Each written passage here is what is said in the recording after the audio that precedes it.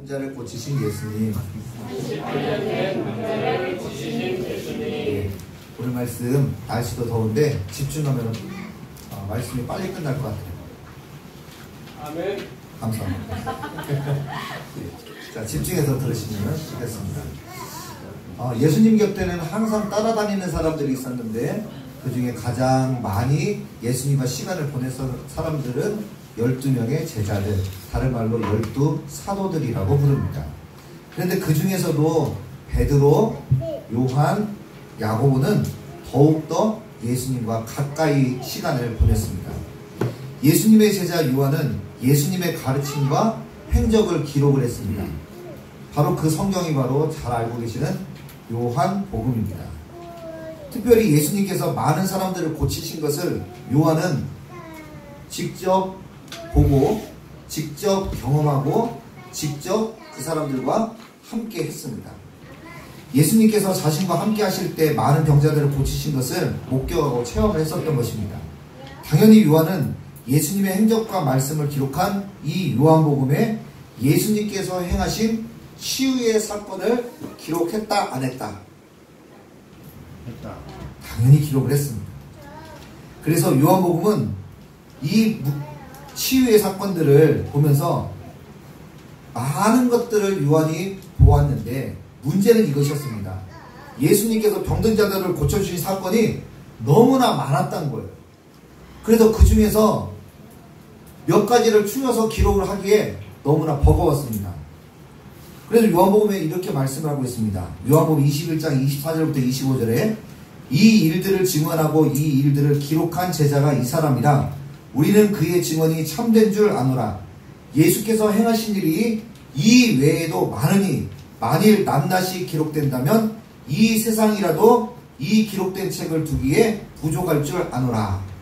같이 할까요? 부족할 줄 아노라. 얼마나 많았으면 다 이렇게 손으로 꼽을 수 없을 만큼 너무나 많았는데 부족하다는 거예요. 자, 예수님께서 사람들을 고쳐주신 것은 너무 많았습니다. 그래서 요한은 그 많은 사건들 중에 몇 가지를 선택을 했냐면 7가지를 선택을 합니다. 그것이 바로 요한복음에 나타나는 예수님께서 행하신 7가지 기적, 7가지 표적이라고 얘기합니다. 같이 할까요? 7가지 표적. 7가지 표적. 예. 바로 오늘 38년 된 병자를 고치신 사건 역시도 7가지 표적 중에 한 사건입니다. 근데 우리가 표적이다 라고 했을 때, 기적이다 라고 했을 때 우리는 2가지를 떠올려야 됩니다. 첫 번째는 뭐냐?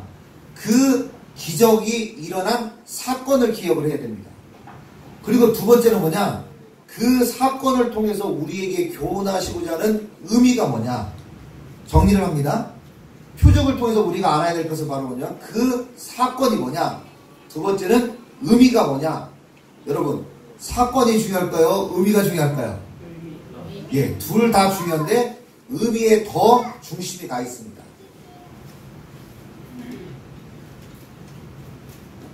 우리는 예수님께서 38년 된 병자를 고치신 사건을 통해 우리에게 말씀하시려는 하나님의 뜻, 하나님의 사인을 우리가 깨닫는 것이 중요합니다. 그렇다면 오늘 말씀이 우리에게 주는 신앙적인 교훈이 무엇인지 간략하게 살펴보겠습니다.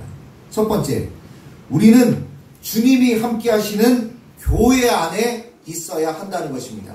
같이 할까요? 주님이 함께 하시는 교회 안에 있어야 합니다. 우리 2절 말씀 한번 같이 보겠습니다. 2절 같이 한번 읽어볼까요? 시작. 예루살렘에 있는 양문 곁에 히브리 말로 베데스다라 하는 못이 있는데 거기 행각 5이 있고, 여기서 못이라고 하는 벽에다 받는 못이 아니고 연못을 얘기를 하는 거예요. 요한은 38년 된 병자가 어디에 있었는지 자세하게 성경에 기록을 했습니다. 자세하게 기록을 했어요.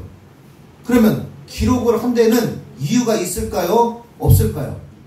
어떻게 기록하다 보니까 그렇게 됐을까요? 아니면은 정말 어떤 목적을 가지고 했을까요?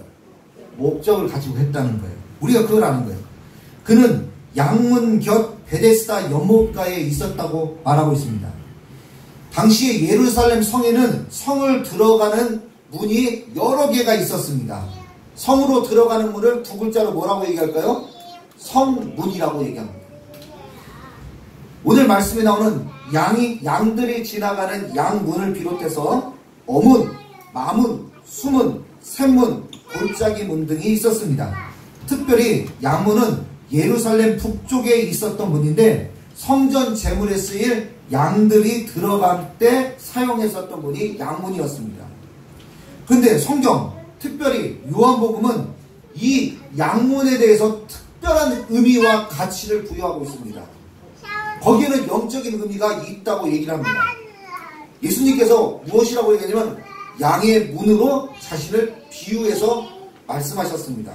요한복음 10장 7절에 그러므로 예수께서 다시 이르시되 내가 진실로 진실로 너희에게 말하노니 나는 양의 문이라. 같이 할까요? 나는 양의 문이라. 예. 예수님께서 나는 양의 문, 양문이다. 이렇게 얘기했습니다. 성경은 말씀합니다. 예수님은 문, 통로라고 자신을 말씀하셨습니다. 이게 무슨 뜻일까요?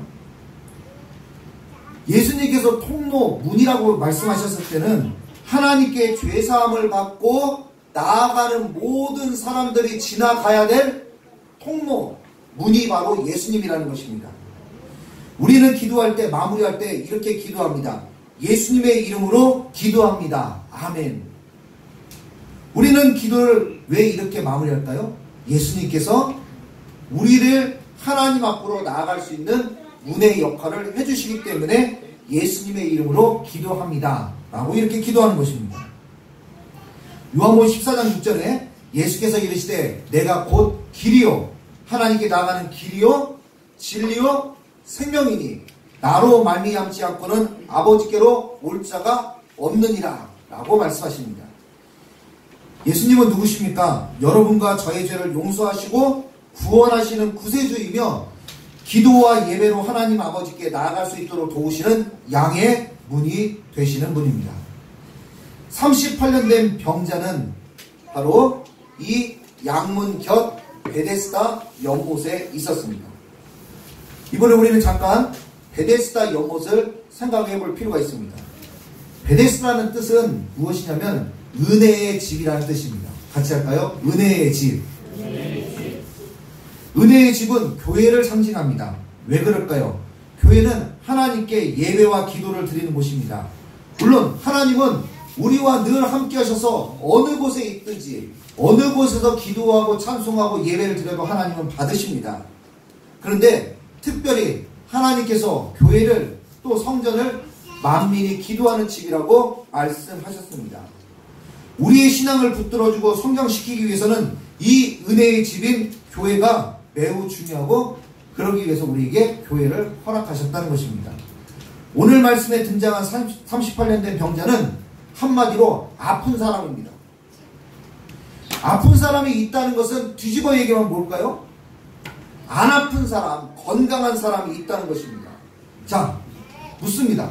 교회는 영적으로 건강한 사람들만 있을까요? 아픈 사람들도 있을까요? 아픈 사람도 있고 건강한 사람도 있고 고침받고 있는 사람도 있고 고침받아서 회복된 사람도 있는 겁니다. 두 사람 모두에게 은혜의 집 베데스다는 필요하다는 것입니다. 하나님께서 우리 주원교회에게 이곳 동천동에서 함께 예배하고 기도할 수 있도록 우리에게 교회를 허락해 주셨습니다. 이제 더 큰 사명을 감당할 수 있도록 농성동으로 지금보다 10배 더 확장된 곳으로 우리의 터를 열어주셨습니다. 우리의 기대와 소망은 무엇입니까? 더 많은 사람이 예수님을 믿고 영혼의 구원을 얻어 건강한 신앙생활을 할 수 있도록 섬기는 것입니다. 이 사명을 감당하도록 주님께서 우리에게 선물로 새 교회도 예비해 주신 줄 믿습니다. 우리는 양의 문이신 예수님이 함께 하시는 은혜의 집 베데스다 교회가 될 수 있도록 농성동으로 이사간 주원교회 거기는 베데스다 바로 은혜의 집이다 라고 자신있게 얘기할 수 있도록 우리가 그런 교회가 될 수 있도록 간절히 기도해야 할 것입니다. 마지막으로 두 번째입니다. 혜연아, 마지막으로 두 번째. 이 얘기를 안 하면 두 번째 딱 끝나고 나서 충격을 먹거든. 세 번째가 나와야 되는데 말씀을 맺겠습니다. 이렇게 가니까 미리 말씀드리는 거예요. 심장마비가 안 걸리도록. 자, 두 번째는 뭐냐? 예수님만이 우리의 고난과 절망을 해결해 주실 수 있는 분입니다. 5절 말씀 같이 한번 읽습니다. 시작. 거기 38해 된 병자가 있더라. 38일도 아니고요. 38해 38년 동안 병을 앓고 있었으니 얼마나 힘들었겠습니까?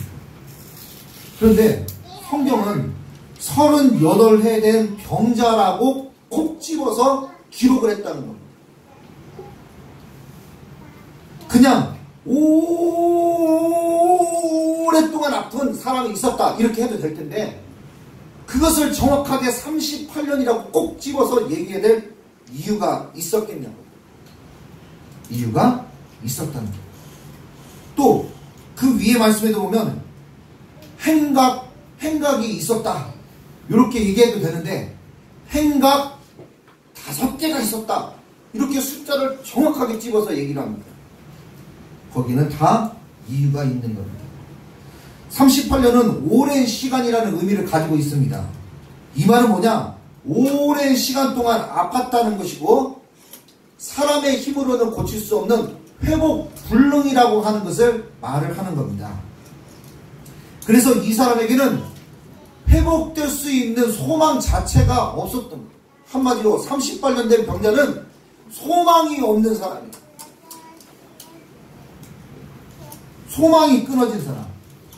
그런 회복 불능으로 소망이 끊어진 사람에게 회복시키시고 소망을 주어서 더 나아가 꿈과 비전을 베풀어 주실 수 있는 이 은혜를 베푸시는 분은 오직 한 분 예수님 뿐이라는 것을 이 사건을 통해서 보여주시는 겁니다. 또 여기서 우리가 깨달아야 할 중요한 의미가 있습니다. 우선 행각 5에 5이라는 숫자가 어떤 의미를 연상케 한다는 겁니다. 자, 저를 보세요.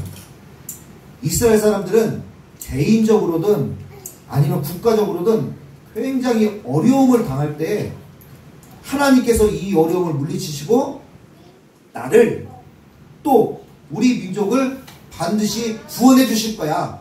나는 그런 믿음을 갖게 됩니다. 그렇게 믿음을 갖게 되는 근거가 되는 이유가 있어요. 그 옛날 언제처럼 그 옛날 우리 조상들이 애굽에서 고생했을 때 출애굽시키셔서 광야 땅을 지나게 해서 적과 꿀이 오르는 가나안 땅에 들어가게 하신 것처럼 하나님께서 지금 내가 이렇게 고난을 당하고 있지만 이 어려움을 탈출하게 하셔서 적과 꿀이 오르는 가나안 땅같이 복을 내게 주실 것이다. 우리 민족에게 주실 것이다.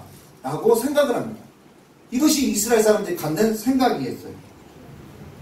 바로 숫자 5은 무엇을 제일 먼저 떠올리냐면 창세기, 출애굽기, 레위기, 민수기, 신명기, 바로 이스라엘 백성들의 모든 하나님의 말씀의 근간이 되고 기초가 되는 모세 오경을 떠올리게 됩니다.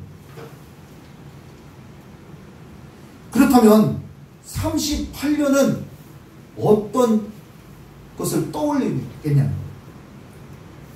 아마 어떤 분은 38년 이것이 무슨 의미라고 하는 것을 벌써 감을 잡으신 분이 계시고, 이스라엘 사람들한테 38년, 만약에 우리나라 사람들한테 38 얘기하면은 38선 이렇게 얘기할 텐데 이스라엘 사람들한테 38 딱 하면은 뭐가 떠오르냐? 바로 그게 떠오릅니다. 뭘까요? 신명기 2장 14절부터 15절. 가데스 바네아에서 떠나 세렛 시내를 건너기까지 같이 합니다. 38년 동안이라. 시작. 예, 몇 년이요? 예. 광야로 나와서 몇 년 동안 빙빙이 돌았습니까? 38년 동안 그 옛날 조상들이 돌았다는 거예요. 38년 동안 계속 광야를 돌았습니다. 기쁨의 시간입니까? 고난의 시간입니까? 빛을 발견한 시간입니까? 어둠과 고통의 시간입니까? 힘들었던 시간이죠. 바로 그거예요. 38년 된 병자, 38년 된 병자로 있는 것도 힘든데 38년 동안 병자로 있으니 이것이 마치 그 옛날 누구처럼 자기 조상들처럼 그런 광야에서 고통과 고난을 당하는 그 시간. 근데 38년이 끝이 되니까 뭐가 보이는 거예요? 바로 젖과 꿀이 흐르는 가나안 땅. 그 일을 만들어 주시는 분이 바로 누구시냐? 바로 예수 그리스도 한 분이라는 거예요. 우리도 각자가 어둠의 시간, 고난의 시간, 방황의 시간, 내가 이 문제를 해결하고 싶고 이 문제를 뚫고 나가고 싶은데 안 되는 그런 시간이 있습니다. 그런 상황이 있습니다. 그것을 오늘 말씀을 비추어서 콕 집어서 얘기하는 그거는 38년입니다. 누구에게나 38년이라는 이 영적인 시간은 다 존재할 수 있어요. 저에게도 존재하고 있고 앞으로 여기에 자라나고 있는 모든 어린아이부터 우리 어른에 이르기까지 이 38년이라는 시간은 우리가 벗어날 수 없는 시간이에요. 그런데 이 38년을 뛰어넘게 하시는 분이 계신데 그분이 바로 살아계셔서 역사하시는 하나님의 아들 예수 그리스도다. 어떻게 하라는 걸까요? 바로 이것은 오직 예수님 한 분을 믿으라는 거예요. 주님이 우리에게 원하시는 게 무엇입니까? 우리 보고 어디 은혜 가가지고 대출 받아가지고 헌금하라고 그랬습니까? 그거 요구하시지 않잖아요. 주님이 우리가 지금 있는 거 집 다 팔아가지고 어디 다른 데 선교지 가라고 하신 것도 아니잖아요. 주님이 원하시는 것은 뭐냐? 지금 오늘 이 상황 속에 하나님을 향해서 오직 믿음 외에 다른 걸 요구하시지 않는다는 거예요. 하나님 말씀에 내가 순종하면서 주님이 원하시는 뜻대로 살아가겠습니다. 주님만을 붙들겠습니다. 설령 내 삶이 38년같이 방황하고 고난스럽고 깜깜해도 주님께서 이것을 해결해 주실 줄 믿습니다. 라고 하는 이 소망, 이 믿음 붙들고 살아가는 것이 오늘 말씀이 우리에게 주시는 교훈입니다. 말씀을 맺겠습니다. 우리는 주님이 함께 하시는 교회 안에 있어야 하고 예수님만이 우리의 고난과 절망을 해결해 주시는 분이라는 것을 굳게 믿어야 합니다. 이 말씀과 확신을 붙들고 승리하는 우리 주옵게 모든 성도님 되시기를 예수님 이름으로 축복합니다. 기도하겠습니다. 하나님 아버지 감사합니다. 38년 된 병자를 고치신 사건을 통해서 저희들에게 교훈하시니 감사합니다. 우리의 삶이 고난이 있고 또 우리의 삶이 어둡고 힘든 부분이 있다면 우리가 이 문제를 해결해서 또 하나님께서 친히 젖과 꿀이 흐르는 가나안 땅으로 인도하시는 것처럼 우리의 삶도 그렇게 복된 삶이 될 수 있도록 주님 인도하시고 은총을 베풀어 주시옵소서. 감사하는 예수님 이름으로 기도합니다. 아멘.